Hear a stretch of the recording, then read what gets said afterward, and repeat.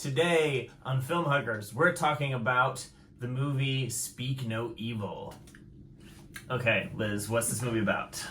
Are you going to make me talk about Good, it? just briefly. Okay, briefly. Two couples meet when they're on a trip in Italy. They have a good time on the trip, and then one of the couples decides to go visit the other couple in their house that's out in the middle of nowhere, and then there's a series of social faux pas that happen, and the question is, are they more sinister than just social faux pas? Yeah, so this is in the genre of group of people hanging out, and some of the people in the group are not what they seem. This is like a very popular genre, like funny games maybe I would put in this genre. You could very easily tell this through the trailer.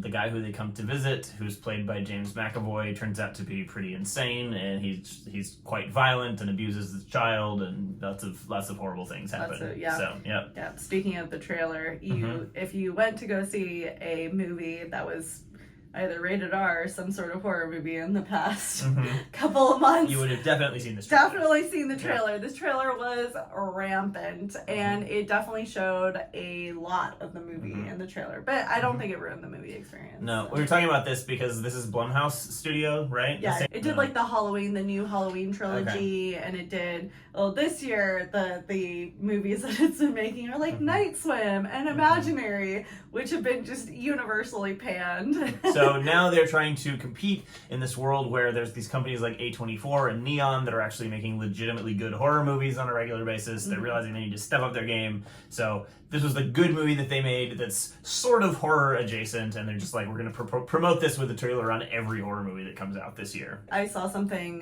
when I was researching stuff about this movie, is that apparently like Blumhouse has done some research, and they have shown that their movies do better in the box office the more of the movie that they show in the trailer. Huh. So that's why they showed the entire plot in the trailer. Yeah. So unfortunately, I mean, this may be just a good nugget going forward with Blumhouse movies, is if you don't want to have any idea what's happening in the movie, if it's a Blumhouse movie, just completely avoid the trailer, because it will show you the entire movie basically. So I was one step ahead of you there. I completely forgot this movie's trailer when I went into it, and then when it started unfolding in the theater, I was like, oh, this movie, I remember now. I saw the trailer for this. Yeah. But another thing I did not know, which you told me, is that this was based on a Danish movie of the same title, which was not, I guess it was released in the US, but was not really publicized that heavily, which we thought was kind of weird because it was in English, so it could have easily played in the US, but as we discovered later when we watched it, the Danish one is very depressing and very brutal. The Danish version is definitely a horror movie, like if we're talking about genres, whereas you were saying after the American version of Speak No Evil that you wouldn't have thought about this as being a horror movie. Yeah. No, it really wasn't. It was more like a psychological thriller, kind of like action survival movie. Yeah, he's a consummate performer. He really is. In this movie, he's absolutely ripped, and he's huge, and he just emanates this like presence on screen that's very hard to explain. Even when he's being a normal guy, there is something vaguely animalistic. To me, he almost comes across as being like a stereotypical American in the boisterousness of his character. Sure. He's just very loud and boisterous and very charismatic. Charismatic is the perfect word. He plays that character in such a way that you can understand why this family would be drawn to him and why they like him, because he's hard. I don't know if is he likable?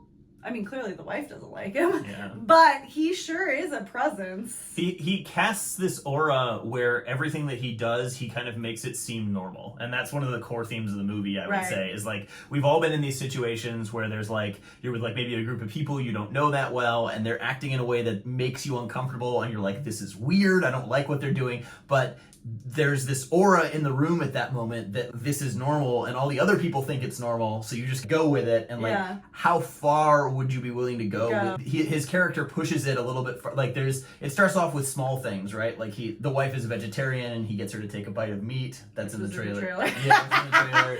And it just keeps escalating to the point that he's like basically like beating his child in front of them, and they're like, okay, that's where they finally decide to go. It's examining the theme of, if you were in a situation where you didn't want to seem rude and you like this person, how far would you let them go in their behavior before you would draw the line and say no? And if you said no at that point, would it already be too late to stop it? Right. And I think the answer is, by that point, yeah. Yeah, it was too late. Too late, Yeah. So maybe that's a sign that, if something feels not quite right, just Yeah, leave. they really try to be polite and try to be nice to the point that they let him just walk all over them. That was hard to watch. The wife of the visiting couple, played by Mackenzie Davis, she was a very strong character. Yep, she did a great job. Even if you may not have necessarily agreed with all the decisions that she was making, she's the one that's actually reacting to it, like all the other people in the audience are reacting to it. But then her husband is just... Yeah. He's played by Scoot McNairy, who's an actor I will watch in just about anything.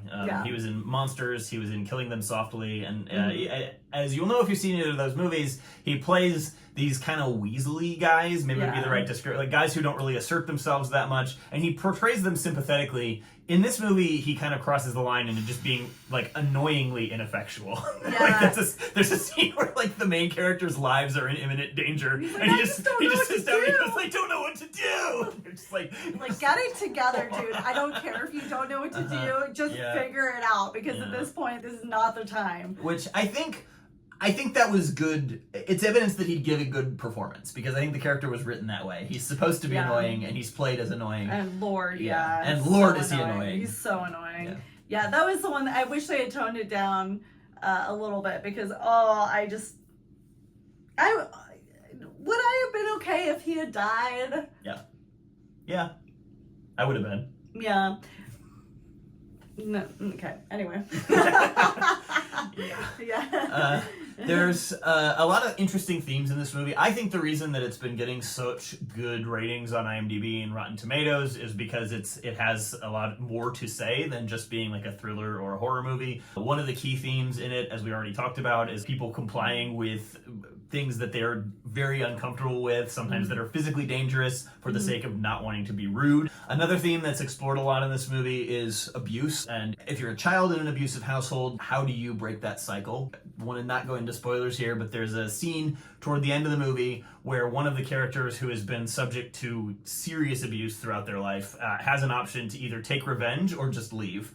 And in this version, he makes the decision to take some very harsh revenge. And it's a very interesting moment, because I think on one hand you're happy for him, because I definitely wanted the character that he takes revenge on to die, but I didn't want the kid to do it. And so it's this like double-edged sword of like, wow, I'm really happy that this is happening, but at the flip side, like, what does it mean for the character overall? Right, because you're left with this feeling, we were talking about this coming out of the movie, you're left with this feeling that this character escaped, but he didn't really escape, because now this virus of violence has been passed on to him, and he's implicated in it too. Right. So the ending of the American version it's seemingly happy. It's definitely, no matter how you cut it, it's happier than the Danish version. Yeah, and it's fun. The climax is fun. The climax is fun, but I think it's not as happy as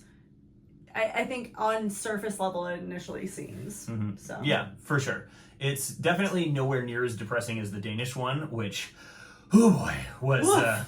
I was not happy after finishing the Danish one. It was Requiem for a Dream level depressing. I felt genuinely bad for convincing you to watch that movie, which I had never seen before. So in my defense, I didn't know how dark it was going to get. And it was good. It was well made. It was well made, but that's probably the only movie that I've genuinely felt really bad about convincing you to watch. The Danish version of Speak No Evil, like, I love horror movies. I love watching violent movies as long as the violence is done well and it's interesting and creative. I can get down with some pretty extreme cinema.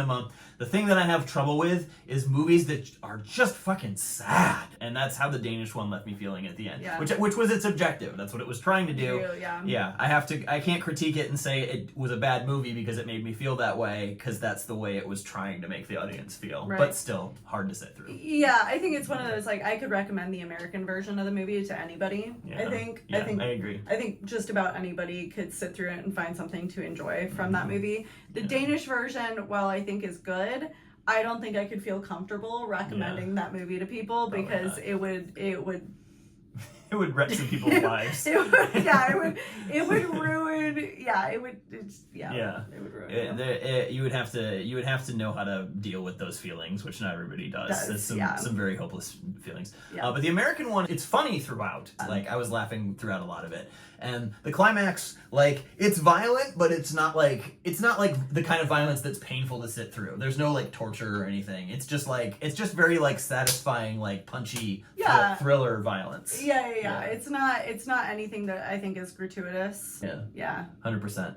So, last question. Out of a scale of 1 to 5 stuffed bunny rabbits, how many stuffed bunny rabbits would you give? I actually give this one 4 stuffed bunny rabbits out of 5. You know, I think I would give it 4 too. This is one of the better movies in this subgenre that I watched this year. Yeah. I thought it was really well made. The performances were excellent. The writing was good. It was a solid 4. We actually agreed. We both liked it. Yeah. Cool. All right. So that's our review of Speak No Evil.